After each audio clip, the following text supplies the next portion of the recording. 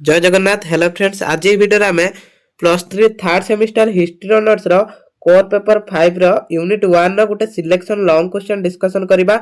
अरब मानकर सिंधु आक्रमणर कारण और फलाफल आलोचना कर। भेरी इंपोर्टेंट क्वेश्चन, बारंबार रिपीट हुए। तो यही क्वेश्चन आपनकर एग्जाम रे आसीबो। तो नियाती भाबरे एटा जदि आगुर भी पढ़ी नाते लास्ट जाय देखंतु देखंतु पृथ्वी पृष्ठरे अखंड मुसलमान साम्राज्य एवं धर्म स्थापन पाई रंगीन स्वप्न देखुतिले आरब खलीफा माने।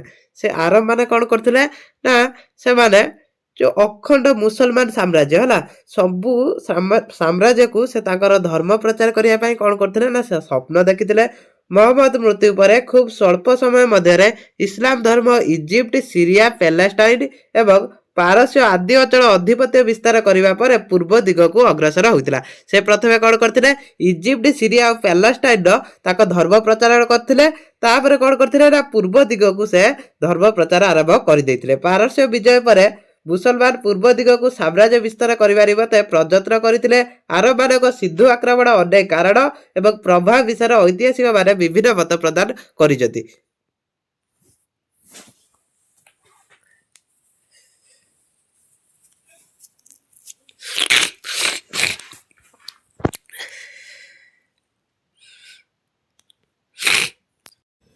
ऐतिहासिक लैम्पुल मतव्यक्त प्रदान कर आरब मानक सिंधु आक्रमण भारत एवं इस्लाम इतिहास घटनावली एक अंश विशेष थिला तथा यह फलाफल विहीन एक विजय थिला।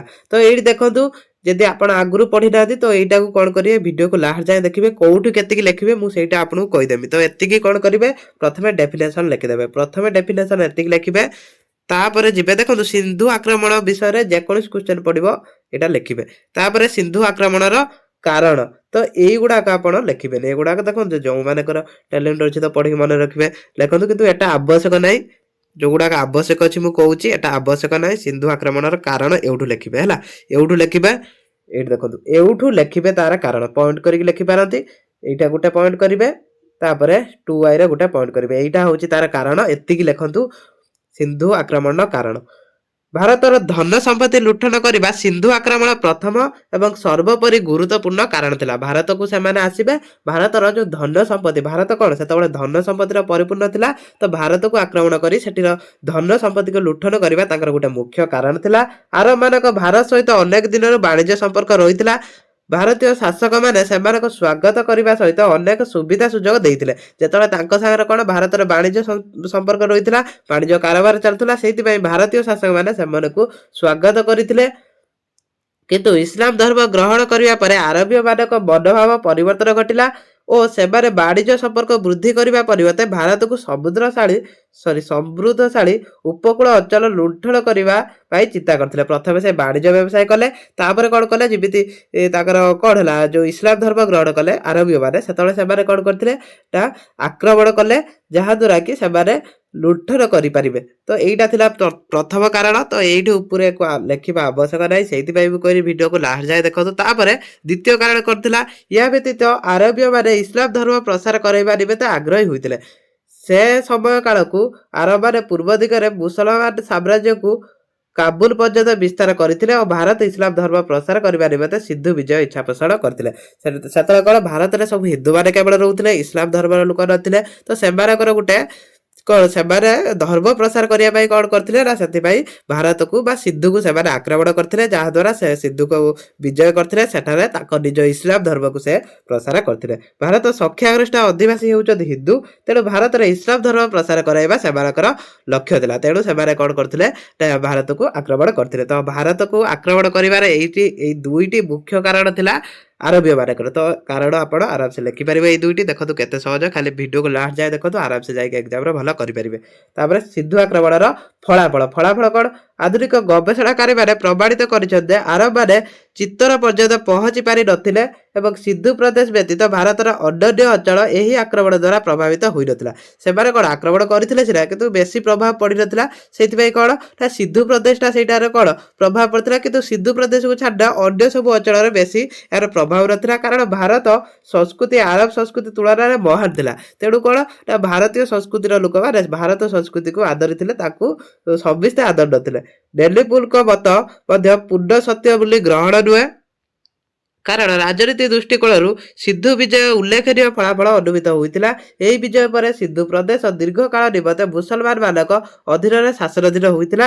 ଏଥିନିମନ୍ତେ ନିୟମ ରୂପେ ଆରବ ପରିବ୍ରାଜକ ବଣିକ ଧର୍ମ ପ୍ରଚାରକମାନେ ଭାରତକୁ ଆସୁଥିଲେ। ଦେଖନ୍ତୁ ଅନ୍ୟ କେତେକ ଐତିହାସିକ ମତରେ କ'ଣ ନା ଯେତେବେଳେ ଇସଲାମ ମାନେ କ'ଣ ସିନ୍ଧୁକୁ ଅକ୍ତିଆର କରିଥିଲେ ସେତେବେଳେ କ'ଣ କରିଥିଲେ ନା ସେମାନେ ଶାସନ କରିଥିଲେ। ଯେହେତୁ ସେମାନେ ଶାସନ କରିଥିଲେ ତ ସେତେବେଳେ ମୁସଲିମ ଧର୍ମର ପ୍ରଭାବ ମଧ୍ୟ ପଡ଼ିଥିଲା। ଏହା ମଧ୍ୟ ଭାରତୀୟ ସଫଳତା ହାସଲ କରିବା ନିମନ୍ତେ ତୁର୍କୀମାନଙ୍କ ସହାୟତା ପ୍ରଦାନ କରିଥିଲା। ଆରବ ମାନେ ମନସୁରା ମୁଲତାନ ଅନ୍ୟର ଗୁରୁତ୍ୱପୂର୍ଣ୍ଣ ଅଞ୍ଚଳମାନଙ୍କର ଉପନିବେଶ ସ୍ଥାପନ କରିଥିଲେ। ସେମାନେ କ'ଣ ଯେତେବେଳେ ଭାରତକୁ ବିଜୟ କରିଥିଲେ ବା ସିନ୍ଧୁ ବିଜୟ କରିଥିଲେ ସେମାନେ ସେଠି ସବୁ ଉପନିବେଶ ସ୍ଥାପନ କରିଦେଇଥିଲେ। ତ ଏଇଟା ଗୋଟେ ପ୍ରଭାବ ପଡ଼ିଥିଲା। ତାପରେ ଆରବମାନଙ୍କ ସିନ୍ଧୁ ଆକ୍ରମଣ ହେତୁ ରାଜନୀତି ପ୍ରଭାବ ଅନୁଭୂତ ହୋଇନଥିଲା ବୋଲି ଆମେ କହିପାରୁ, କିନ୍ତୁ ଏହା ସାଂସ୍କୃତିକ ପ୍ରଭାବ ହେ ଜ୍ଞାନ କରାଯାଇ ପାରିବ ନାହିଁ। କିନ୍ତୁ ସାଂସ୍କୃତିକ ପ୍ରଭାବ ପଡ଼ିଥିଲା, ଇସଲାମ ଧର୍ମର ପ୍ରଭାବ ସେତେବେଳେ ପଡ଼ିଥିଲା ଯେତେବେଳେ ସେମାନେ ଭାରତକୁ ଆକ୍ରମଣ କରିକି ଭାରତର ତାଙ୍କର କ'ଣ ଶାସନ ପ୍ରତିଷ୍ଠା କରିଥିଲେ। ଏହି ପରିପ୍ରେକ୍ଷୀରେ ଲେନପୁଲଙ୍କ ମତ ବ୍ୟକ୍ତ ରାଜନୀତି ଦୃଷ୍ଟିକୋଣରୁ ଆରବମାନଙ୍କ ସିନ୍ଧୁ ବିଜୟ ଏକ ଗୁରୁତ୍ୱହୀନ ଘଟଣା ଥିଲା, କିନ୍ତୁ ମୁସଲମାନ ସଂସ୍କୃତି ଉପରେ ଏହା ପ୍ରଭାବ ଗଭୀର ତଥା ସୁଦୂର ପ୍ରସାରୀ ଥିଲା। ଯେତେବେଳେ ଆରବୀୟମାନେ ଭାରତ ଆସିଲେ ସେମାନେ ଭାରତୀୟ ସଭ୍ୟତା ଶ୍ରେଷ୍ଠ ଅବଲମ୍ବନ କରିବା ପରେ ଆଶ୍ଚର୍ଯ୍ୟଚକିତ ହୋଇଥିଲେ। ଯେହେତୁ ଭାରତୀୟ ସଭ୍ୟତା ଏତେ ଶ୍ରେଷ୍ଠ ସଭ୍ୟତା ଥିଲା, ଏତେ ଉନ୍ନତ ସଭ୍ୟତା ଥିଲା, ସେମାନେ କ'ଣ ହେଇଥିଲା ଆଶ୍ଚର୍ଯ୍ୟ ହୋଇଥିଲେ।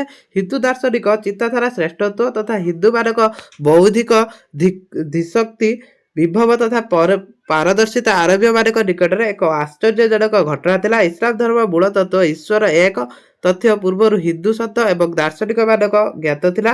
ଆରବୀୟମାନଙ୍କ ଉପଲବ୍ଧି କରିଥିଲେ ଯେ ମହାନ କଳା ଯାହା ମାନବ ସମାଜ ମର୍ଯ୍ୟାଦା ବୃଦ୍ଧି କରିଥାଏ, ସେଇ ଭାରତୀୟମାନେ ସେମାନଙ୍କ ଯଥେଷ୍ଟ ଅଧିକ ପ୍ରଦର୍ଶିତ ହୋଇଥିଲା। ଯେଉଁ ମୁସଲମାନ ମାନେ କ'ଣ କହୁଛନ୍ତି ନା ଈଶ୍ୱର ଏକ, ସେଟା ଭାରତୀୟମାନେ କ'ଣ ବହୁ ପୂର୍ବରୁ ଜାଣିଥିଲେ। ତ ସେଇଥିପାଇଁ ସେମାନେ ବି ଆଶ୍ଚର୍ଯ୍ୟ ହୋଇଥିଲେ। ଦାର୍ଶନିକ ତଥା ଜ୍ଞାନୀ ବ୍ୟକ୍ତିମାନଙ୍କ ପରି ଭାରତୀୟ ସଙ୍ଗୀତଜ୍ଞ ରାଜମିସ୍ତ୍ରୀ ଚିତ୍ରକରମାନେ ମଧ୍ୟ ଆରବୀୟ ପ୍ରଶଂସା ପାତ୍ର ହୋଇପାରିଥିଲେ।